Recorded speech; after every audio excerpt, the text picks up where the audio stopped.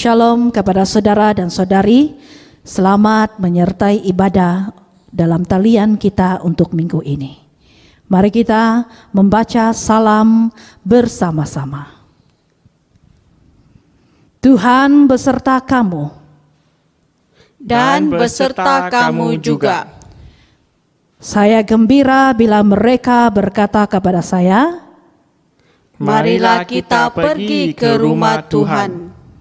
Hai, marilah kita menyanyi kepada Tuhan.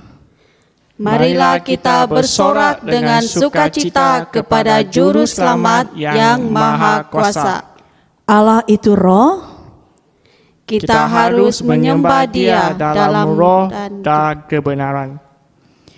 Kemuliaan kepada Allah, Bapa, Anak, dan Roh Kudus.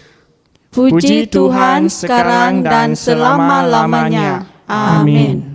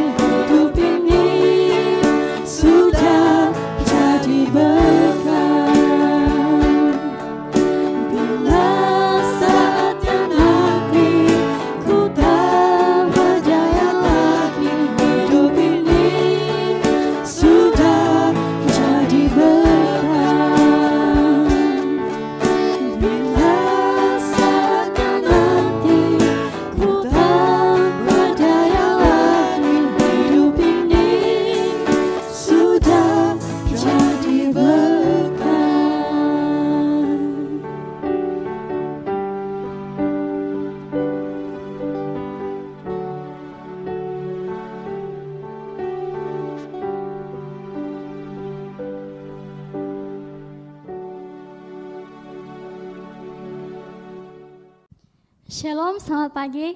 Kita bertemu lagi dalam kebaktian online minggu ini. Mari kita mulakan ibadah kita dengan pujian sukacita untuk Tuhan Yesus kita, karena kita telah dimenangkan oleh kuasa darahnya. Amin. Haleluya.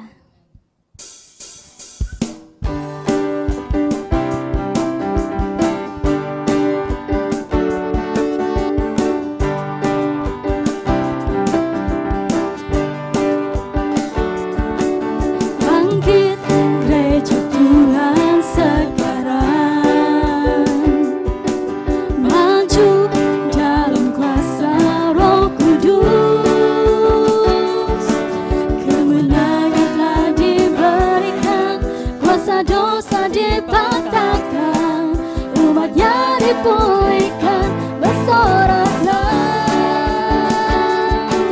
bangkit gereja Tuhan sekarang, maju dalam kuasa Roh Kudus, kemenangan telah diberikan, kuasa dosa dipatahkan,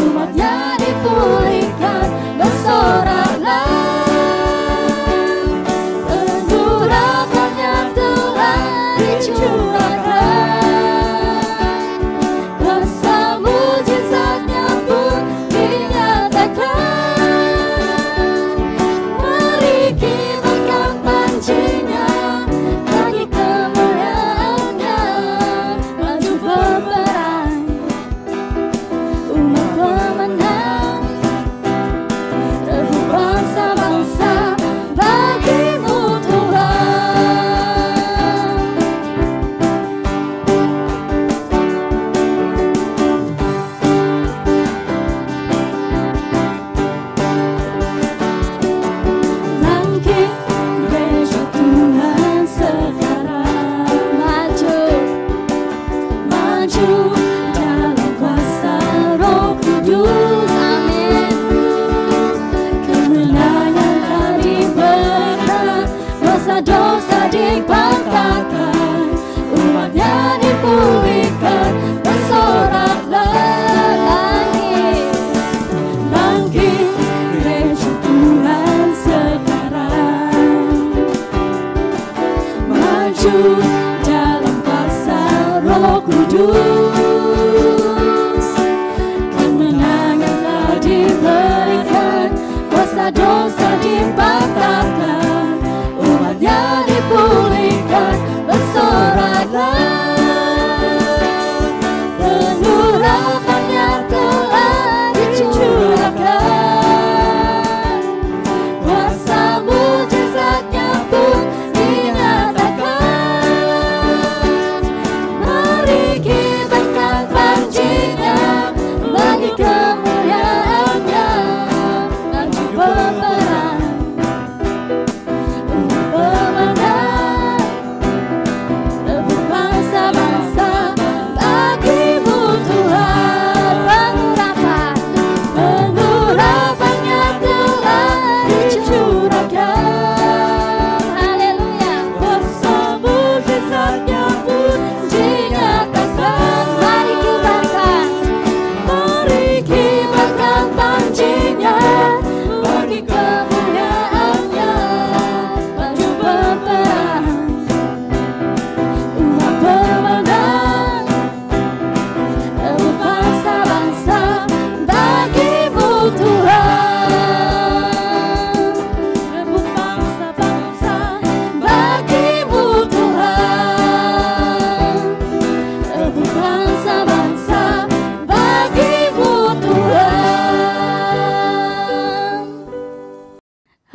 Kita lebih dari pemenang, amin.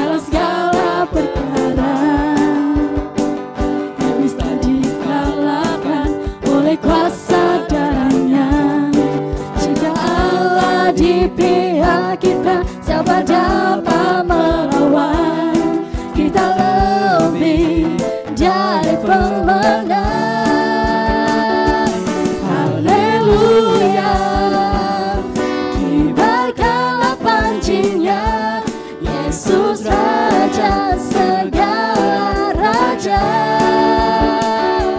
Haleluya, bangkitlah gerejanya, kita lebih dari pemenang.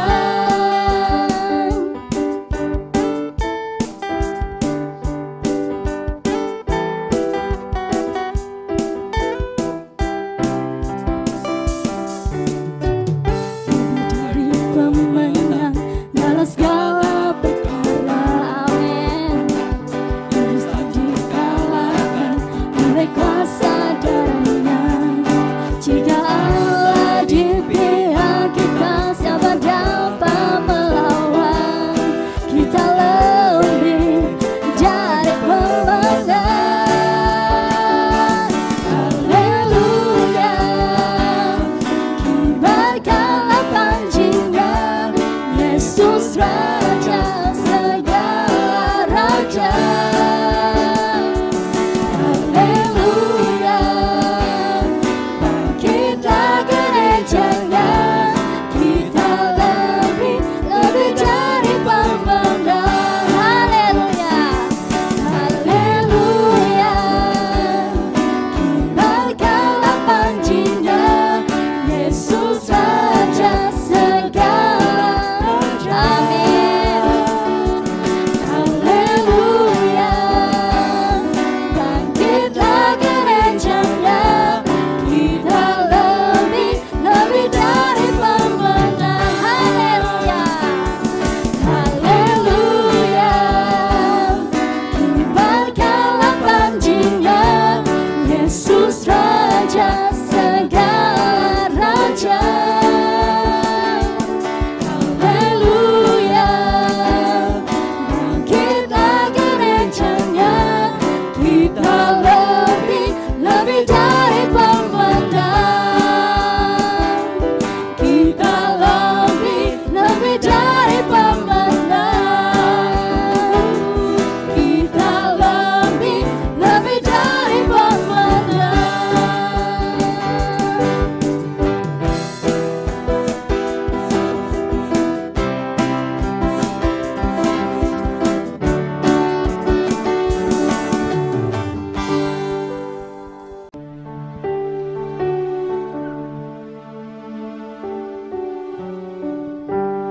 Haleluya Yesus, kami rindukan kehadiran-Mu Tuhan, karena Engkau yang memulihkan jiwa kami, Engkau yang menghapuskan air mata kami Tuhan. Mengalirlah Roh Kudus di dalam kami, pulihkan kami Tuhan.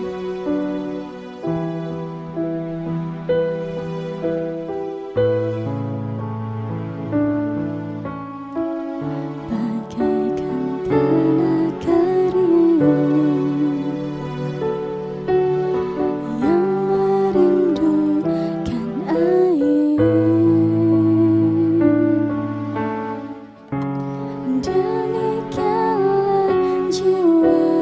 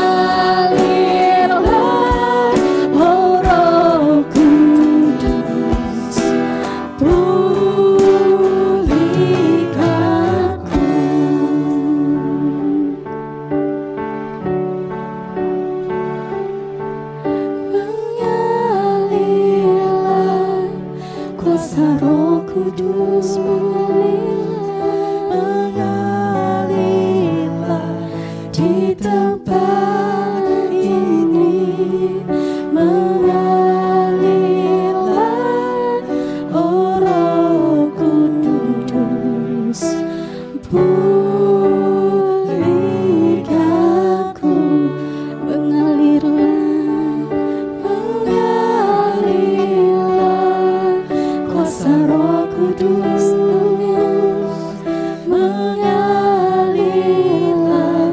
di tempat ini, mengalirlah oh Roh Kudus, pulihkanku, mengalirlah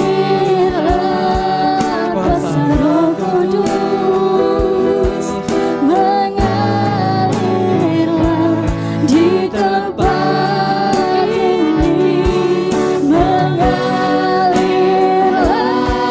oh Roh Kudus, pulihkanku,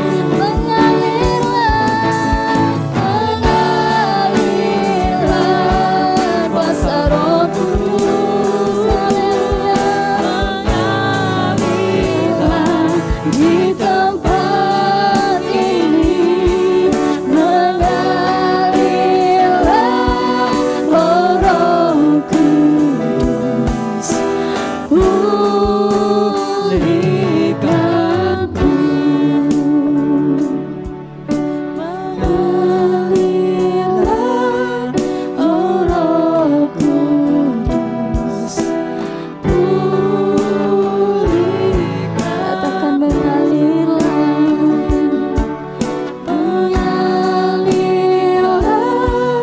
oh Roh Kudus, pulihkanku.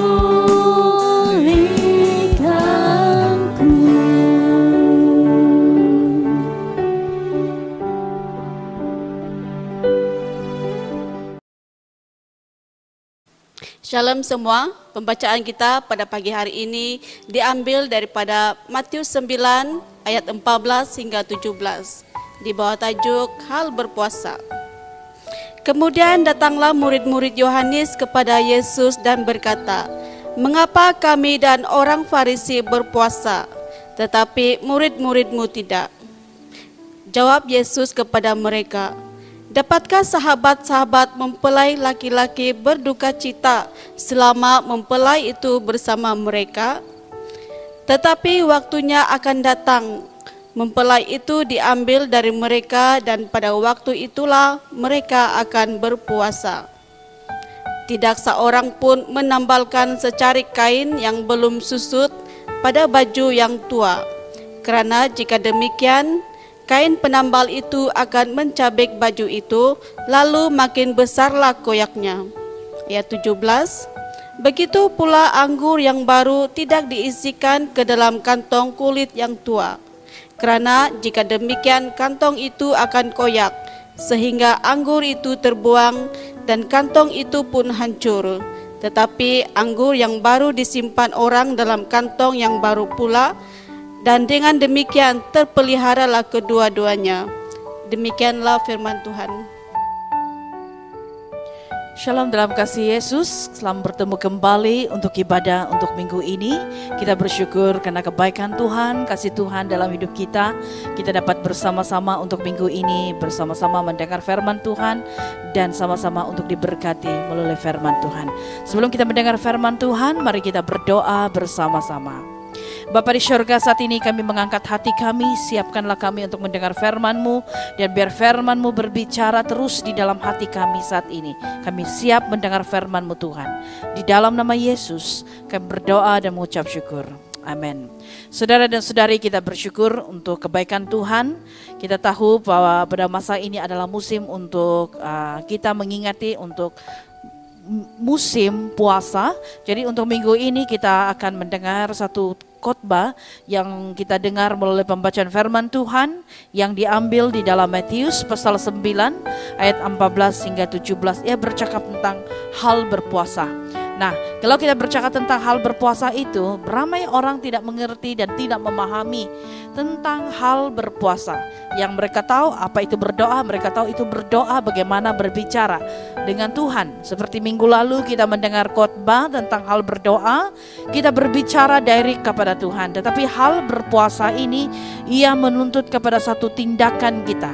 Seperti yang kita tahu di sini di dalam pendahuluan saya, puasa adalah satu bahagian yang sangat penting dan perlu diambil peduli karena ia adalah satu bahagian yang lebih serius di antara kita dengan Tuhan, berhadapan dengan Tuhan, membawa diri di hadapan Tuhan untuk berbicara dengan Tuhan dalam sikap kita, memberikan tindakan kita untuk berpuasa, berdoa di hadapan Tuhan.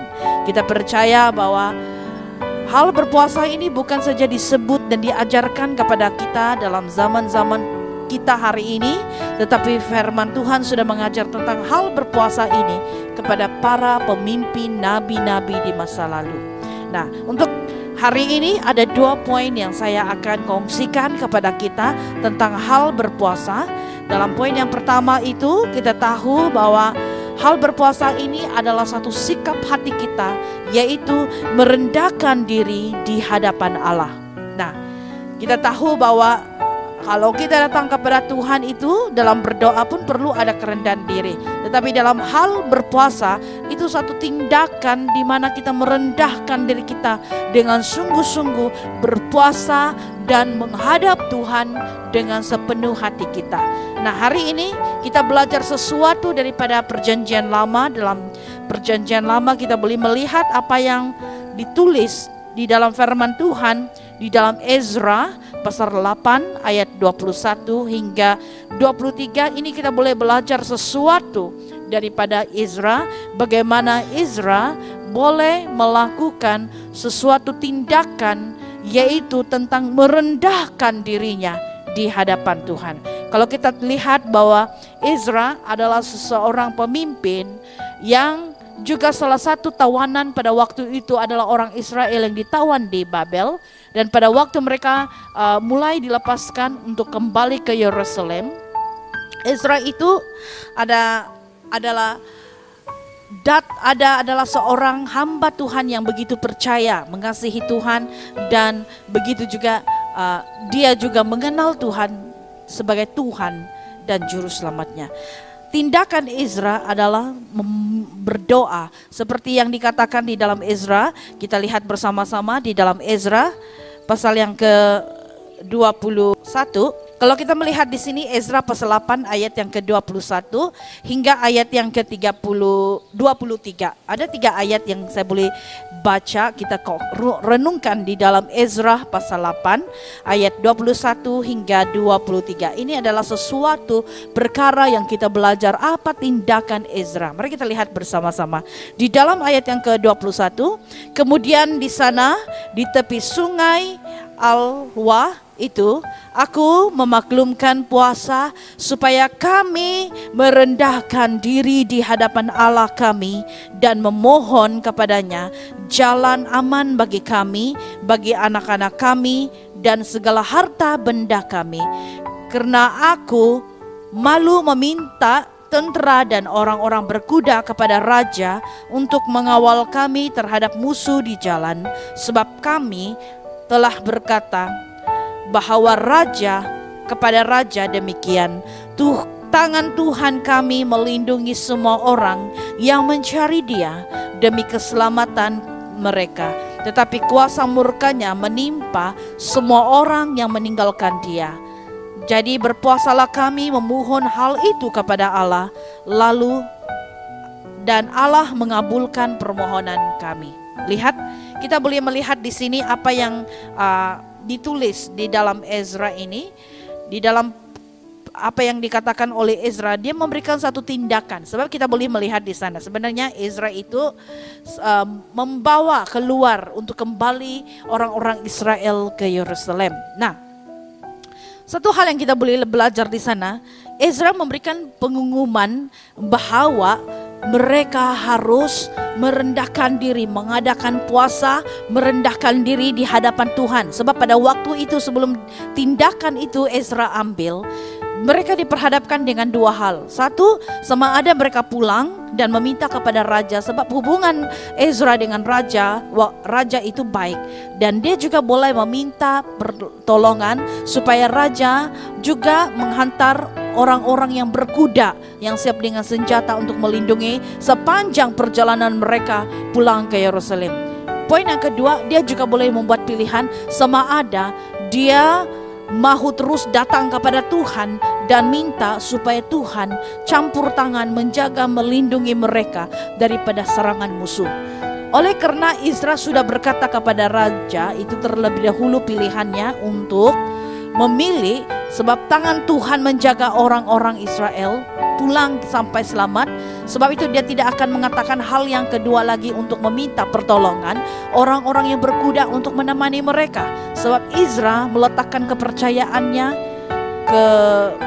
keyakinannya sungguh-sungguh bahwa Tuhan akan menjaga mereka. Jadi perkara yang pertama, tindakan yang kita boleh belajar daripada Ezra ialah dia dengan segenap hati memaklumkan di hadapan dia katakan di sini di hadapan sungai, di hadapan tepi sungai Halwa, yaitu dia memaklumkan puasa. Nah, dia memaklumkan di sana untuk mengumumkan kita semua berpuasa, merendahkan diri kita di hadapan Tuhan, kata Ezra. Tujuannya karena mereka mahu supaya saat mereka berpuasa merendahkan diri di hadapan Tuhan, mereka meminta supaya Tuhan mengabulkan doa mereka, menjaga mereka, anak-anak mereka, semua orang-orang Israel supaya mereka pulang ke Yerusalem, mereka pulang sampai ke Yerusalem itu dengan selamat dan tidak ada musuh-musuh yang dapat menghalang, musuh-musuh yang menangkap, yang membinasakan sepanjang perjalanan mereka pulang.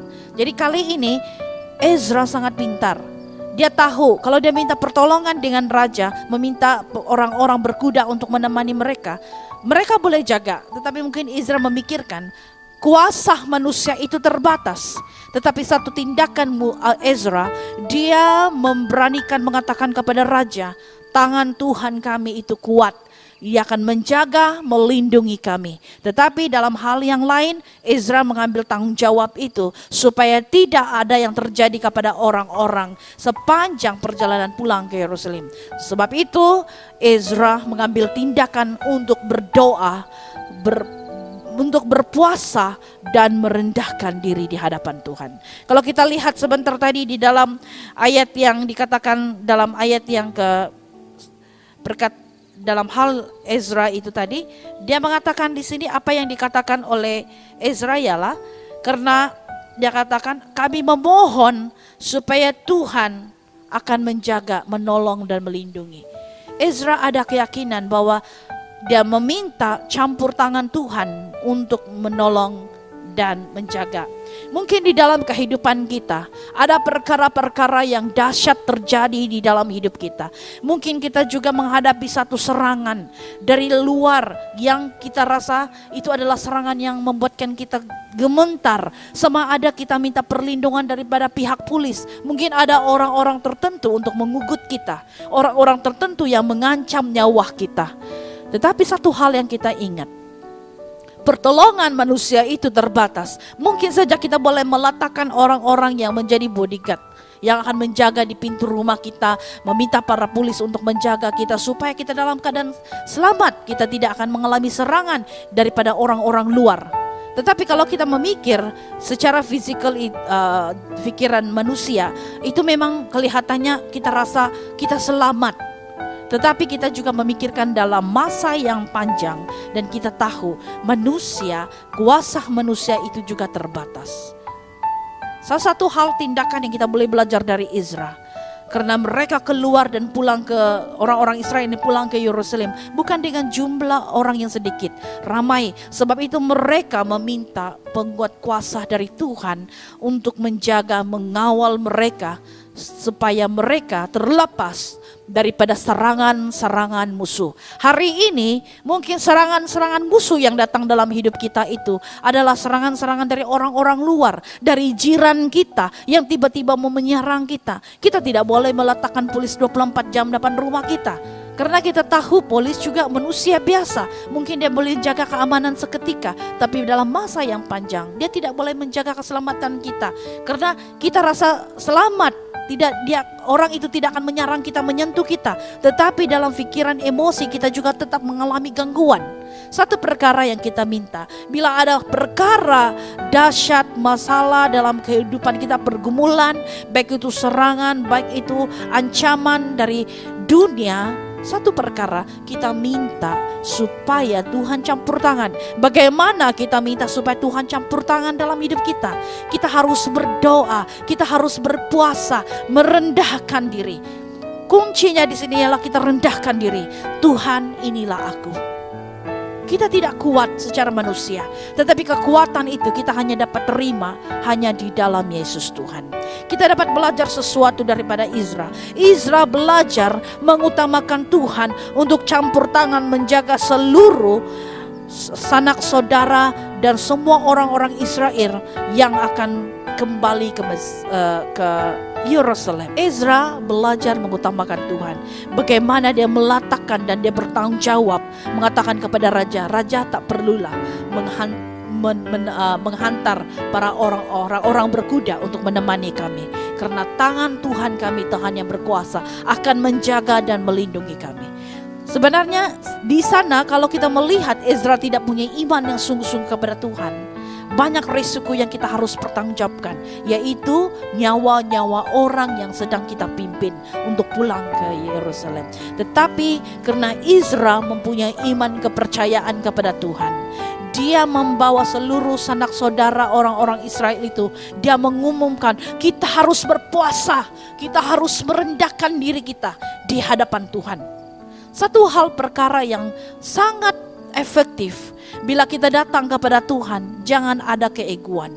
Harus ada sikap yang rendah diri, hati yang hancur, datang kepada Tuhan untuk membawa perihal kita di hadapan Tuhan. Baru Tuhan boleh menurunkan tangannya untuk campur tangan. Tetapi kalau kita datang kepada Tuhan tidak merendahkan diri, kita datang kepada Tuhan dengan keegoan kita, kebanggaan kita, Tuhan tidak boleh bertindak, sebab kita tidak mengizinkan Tuhan untuk bertindak karena sikap kita yang kontrol, yang mengawal hidup kita, yang mengawal pribadi kita. Tetapi kalau kita datang kepada Tuhan dengan hati yang hancur, merendahkan diri di hadapan Tuhan, berbicara kepada Tuhan dengan hati yang sungguh-sungguh, itu membuatkan tangan Tuhan dan hati Tuhan tersentuh untuk memberikan pertolongannya kepada kita. Kita juga melihat Ezra diperhadapkan dengan dua pilihan itu. Seperti yang saya katakan tadi, dia boleh juga meminta pertolongan daripada raja agar meminta orang-orang berkuda mengawal.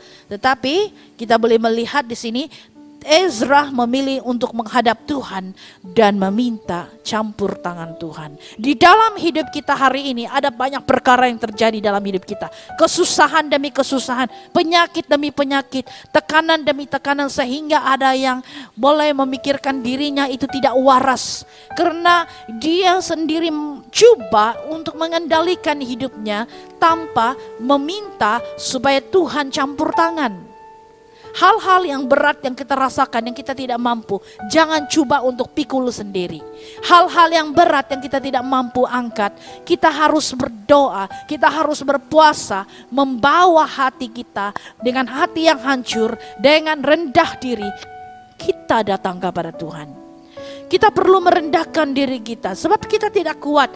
Kuasa manusia itu terbatas, kekuatan kita juga terbatas. Satu hari kita tidak mengambil rehat, kita juga boleh merasakan tubuh kita itu kehilangan tenaga. Kita akan merasa lemas, kita akan rasa mengantuk, penat dan ingin tidur. Karena kita punya tubuh juga ada satu level di mana tenaga di dalam tubuh kita juga itu seperti tenaga cas baterai, dia pandai kurang kalau baterai selalu dipakai. Tubuh kita kalau sepanjang hari, 2 hari kita tidak tidur, kita tidak rehat, tubuh kita akan betul-betul boleh juga lockdown. Dan bila sudah lockdown, kita akan merasakan tubuh kita tidak boleh mampu bangun lagi. Kita tidak boleh melakukan kerja-kerja yang lain. Sebab itu, Kalau di dalam hidup rohani kita ada bahagian-bahagian hidup rohani kita tidak perbaiki, dan bawa hal itu untuk berpuasa dengan merendahkan diri di hadapan Tuhan, membawa perihal yang berat kita tanggung itu di hadapan Tuhan dan meminta supaya Tuhan campur tangan dan meminta supaya Tuhan campur tangan. Sebenarnya hal-hal yang berat seperti itu Tuhan boleh mengubahnya menjadi sekelip mata, melepaskan beban-beban yang berat itu. Ezra tanggung jawab pertama membawa orang keluar untuk pulang ke Yerusalem. Sepanjang jalan mereka tahu ada banyak musuh-musuh yang akan menyerang. Sepanjang hidup kita juga mengalami musuh-musuh di luar sana yang mengancam kita, yang coba untuk membunuh dan membinasakan kita. Salah satunya rancangan iblis yang seperti singa yang berlegar-legar mengaum, seperti singa yang mengaum-ngaum untuk mencari orang yang dapat ditelan.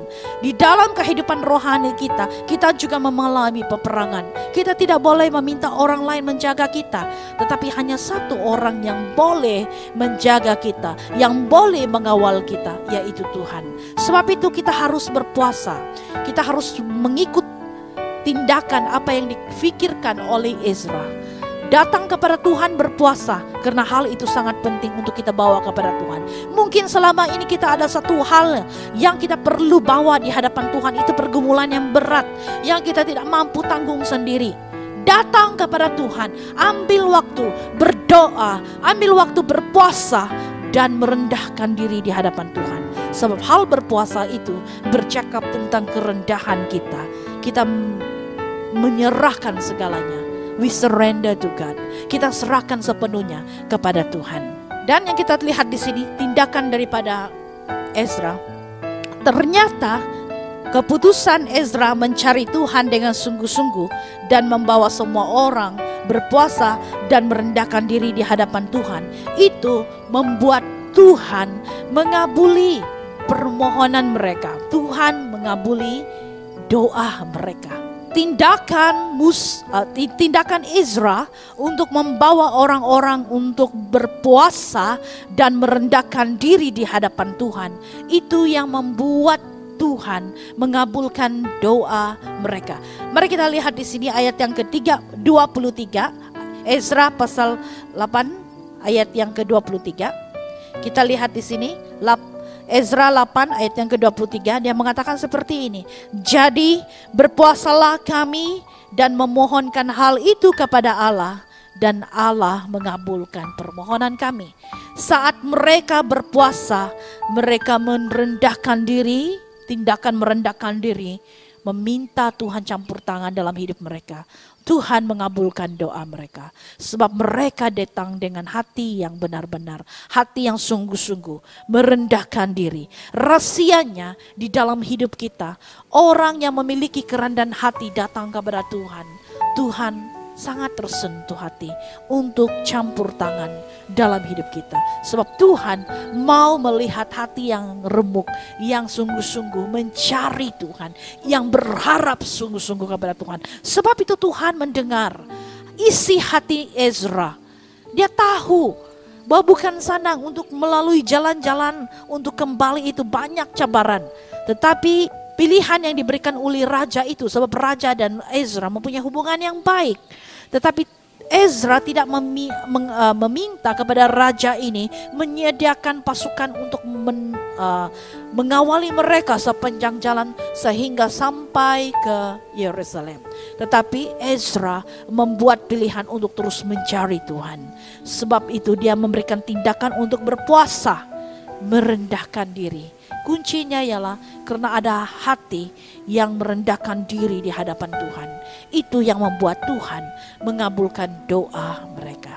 Hal yang kedua yang kita belajar dalam hal berpuasa ini, puasa itu adalah suatu tanda yang kita lihat bahwa ia adalah sesuatu tanda untuk kita menyesali atau melakukan pertobatan sungguh-sungguh kepada Tuhan. Tetapi sebenarnya pada zaman-zaman dulu atau zaman-zaman yang baru juga ada sebahagian orang itu memikirkan berpuasa itu adalah sesuatu puasa karena membuat nazar atau berkabung. Tetapi sebenarnya hari demi hari kita juga akan diubah dengan pemikiran yang baru menurut kebenaran firman Tuhan. Nah, yang kedua itu bercakap tentang puasa, ia juga adalah seperti satu tindakan kita.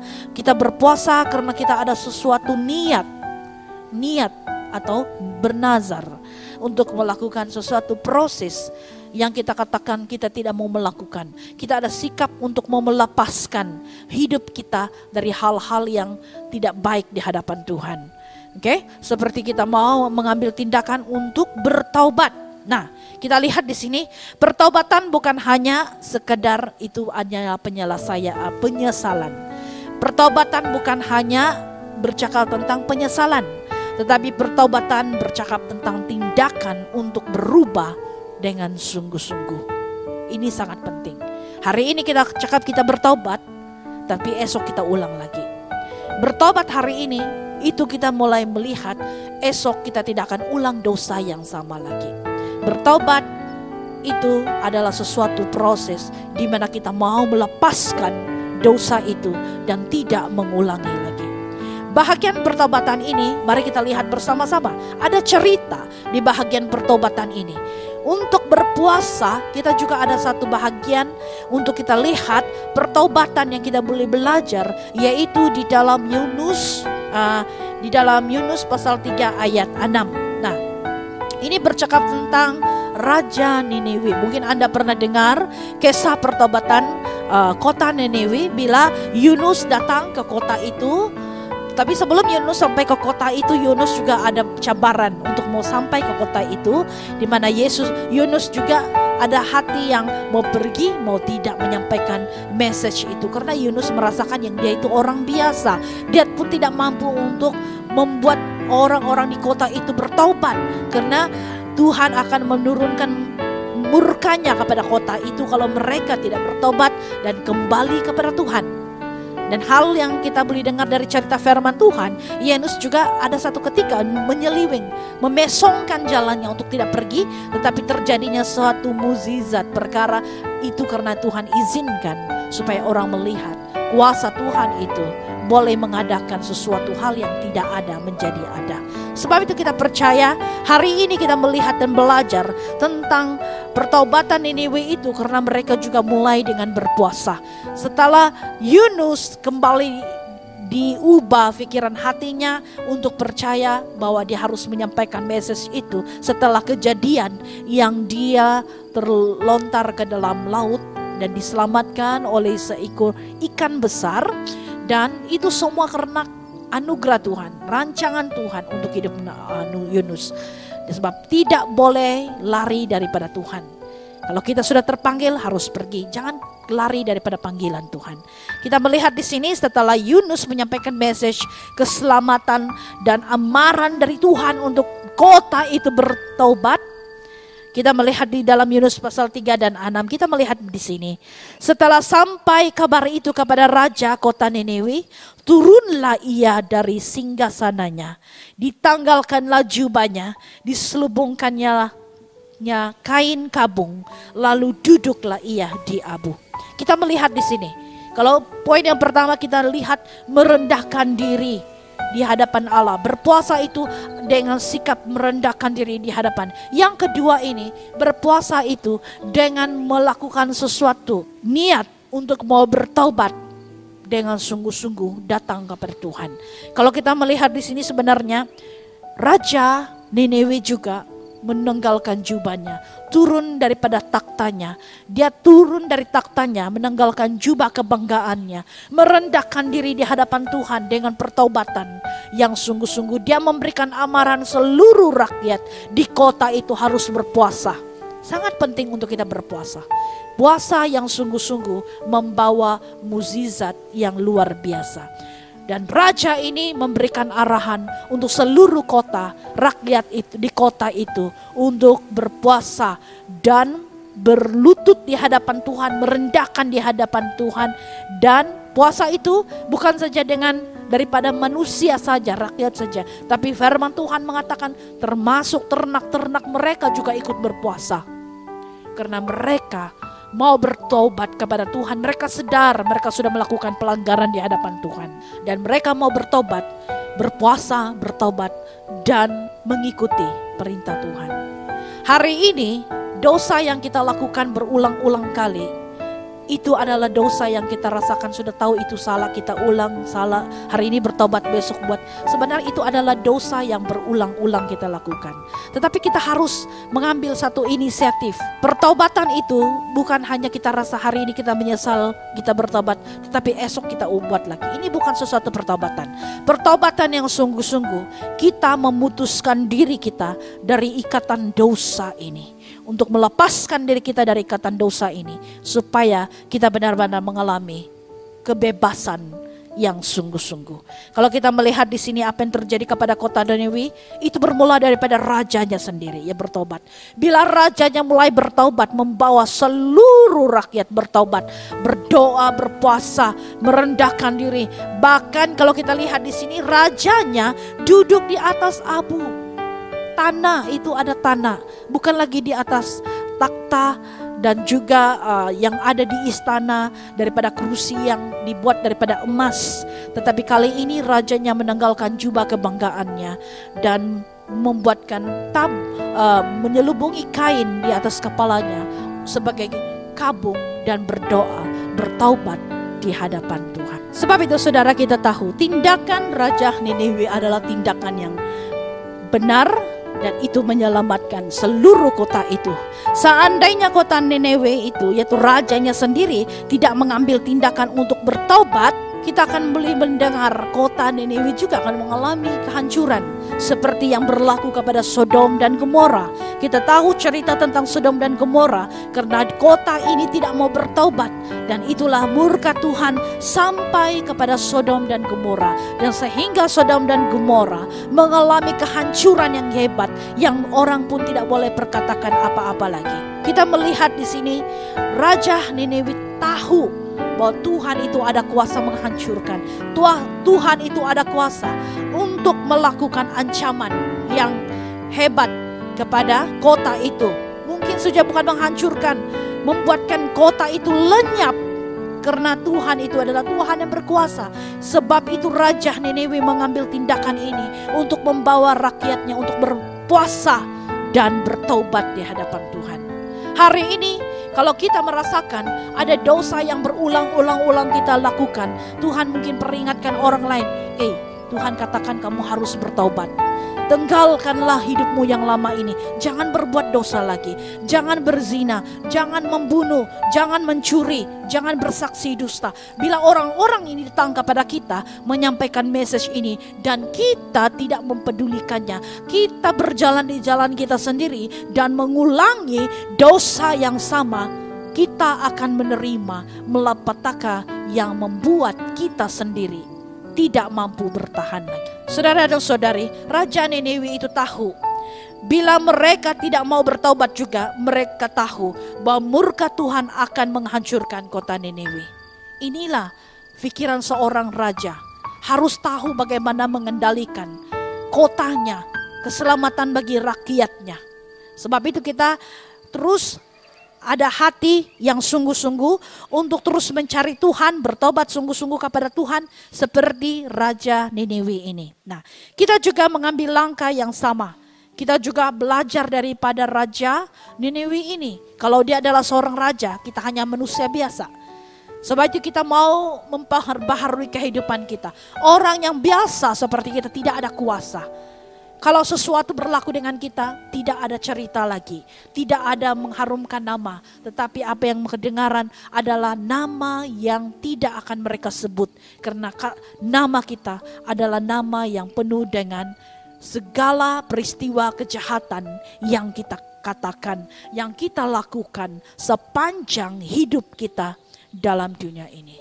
Saudara dan saudari, sebab itu mungkin hari ini kita tahu kita masih terikat dengan dosa. Belum terlambat untuk kita melepaskan dosa itu. Kita datang kepada Tuhan, kita merendahkan diri di hadapan Tuhan, kita bertaubat sungguh-sungguh kepada Tuhan. Kita minta pertolongan dari Tuhan untuk kita bertaubat. Mungkin itu bukan diri kita, mungkin itu keluarga kita, saudara-saudari kita, atau sahabat kita. Kita juga boleh berdoa, berpuasa untuk mereka supaya Tuhan menjamah, menolong mereka. Kita juga membawa perihal kita, pergumulan kita untuk berdoa supaya orang yang kita doa di dalam puasa, ya, tindakan puasa kita, sebut nama orang ini, itu juga akan membuatkan Tuhan campur tangan, mengabulkan permohonan kita. Tetapi harus minta dengan cara yang benar, hati yang tulus, hati yang benar di hadapan Tuhan. Saudara-saudari, sebagai kesimpulan firman Tuhan kita hari ini, kita percaya Yesus yang dikatakan di dalam Matius pasal 9, kita kembali kepada pembacaan kita hari ini di dalam Matius pasal 9 ayat 17. Kita percaya Yesus mengambil perumpamaan tentang hal berpuasa ini. Yesus memberikan satu perumpamaan bahwa Yesus adalah mempelai laki-laki dan dia juga adalah anggur yang baru. Sebab itu di dalam firman Tuhan ayat 17, begitu juga anggur yang baru tidak diisi di dalam kantung kulit yang tua. Karena jika demikian kantung itu akan koyak sehingga anggur itu terbuang dan kantung itu pun hancur. Tetapi anggur yang baru disimpan orang dalam kantung yang baru pula, dan demikianlah terpeliharalah kedua-duanya. Nah, kita tahu bahwa Yesus adalah anggur yang baru, tetapi bukan seperti anggur yang pernah kita ketepikan, mungkin rasanya yang pahit, asam. Tetapi Yesus menceritakan anggur yang manis, anggur yang terbaik. Sebab itu kita tahu orang lebih suka minum anggur yang manis, bukan anggur yang pahit atau rasanya memang tidak boleh pakai dan kita ketepikan anggur itu. Tetapi Yesus mengatakan dia adalah anggur yang terbaik, anggur baru. Kita tahu kalau anggur yang baru itu fresh, memang kita boleh rasa bahwa anggur itu sangat sedap. Hari ini kita mungkin masih berpuasa akan hal-hal tertentu. Hari ini mungkin ada di antara kita masih berpuasa dengan hal-hal tertentu, mungkin beban, pergumulan dalam hidupnya.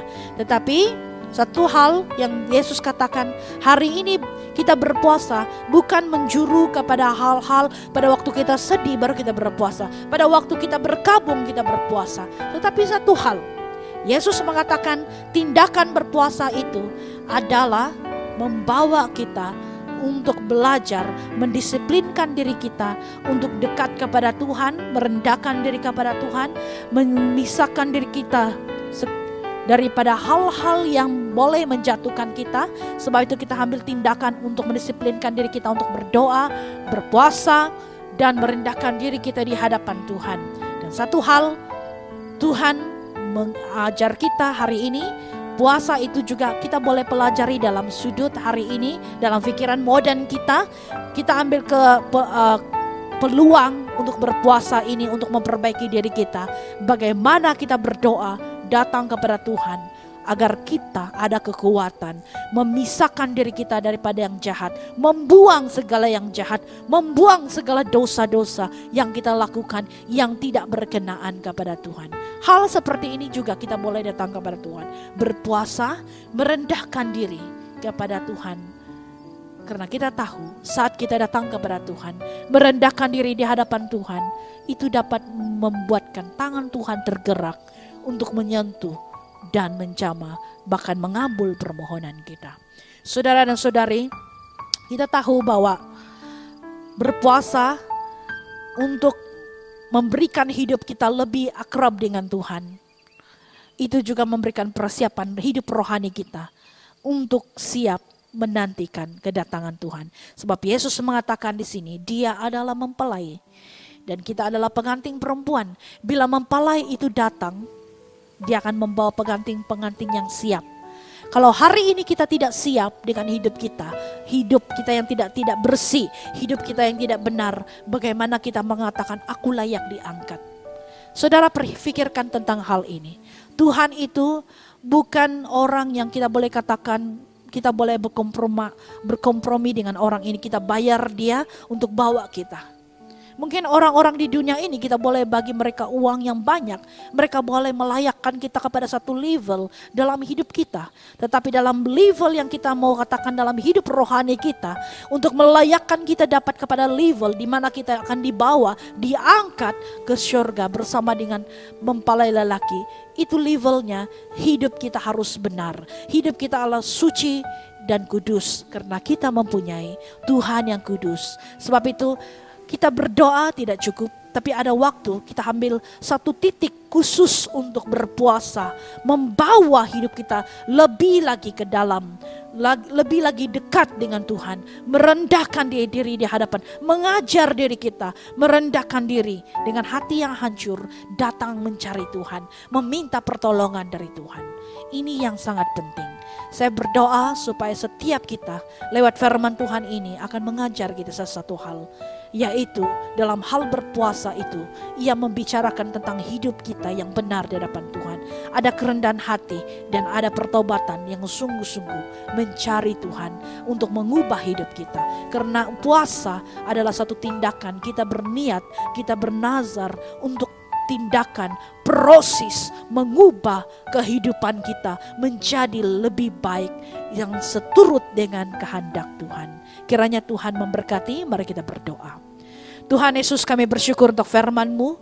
Kiranya firman-Mu ini menjadi kekuatan bagi kami untuk terus kami fahami, mengerti di dalam hidup kami. Ajarlah kami Tuhan, kami akui ada ramai di antara kami yang belum mengerti bagaimana kami harus berdoa, bagaimana harus kami berpuasa. Tapi ajarlah kami dengan Roh Kudus-Mu Tuhan untuk membawa kami untuk berdoa, berpuasa, merendahkan diri di hadapan Tuhan, mencari Engkau Tuhan dengan hati yang sungguh. Terima kasih Tuhan Yesus. Kami berdoa, persiapkanlah hati kami untuk menantikan Engkau sebagai mempelai kami. Dan biar kami siap pada waktu Tuhan datang.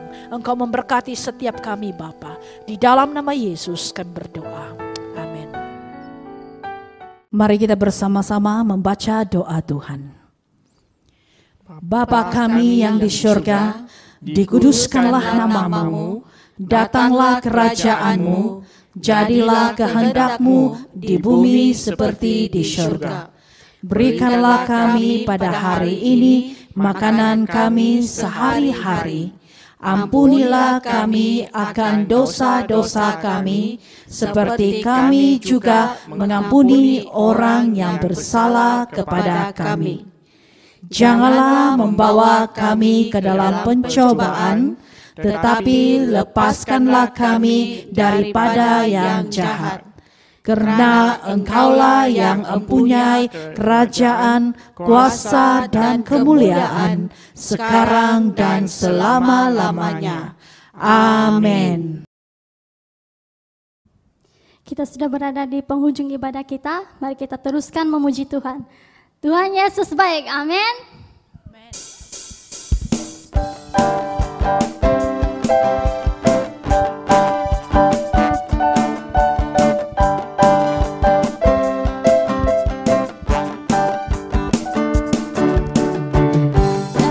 Sudah kasih setiamu Tuhan, selalu baru rahmat-Mu bagiku.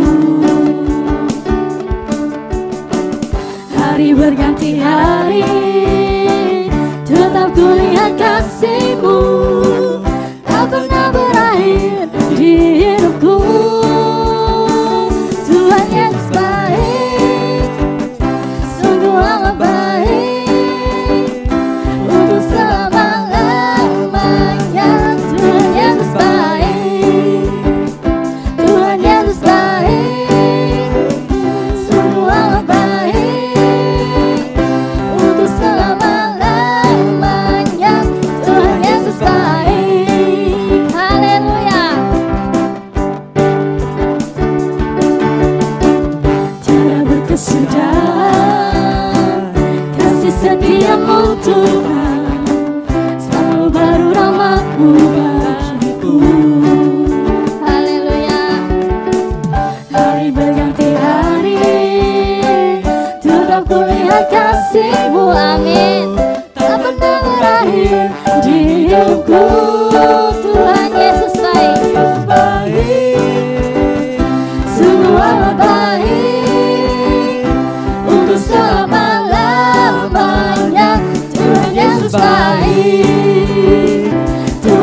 baik, sungguh amat baik, untuk selama-lamanya.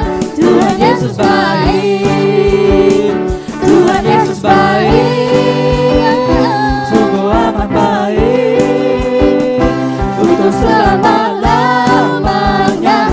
Tuhan Yesus baik, Tuhan Yesus baik, Tuhan Yesus baik, sungguh amat baik, untuk selama-lamanya. Tuhan Yesus baik.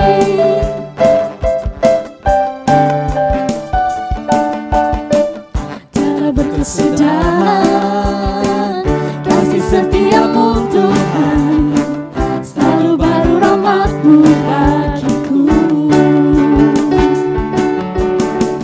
Hari berganti hari, tetap kulihat kasih-Mu, tak pernah berakhir di hidupku. Tuhan Yesus baik, sungguh amat baik, untuk selama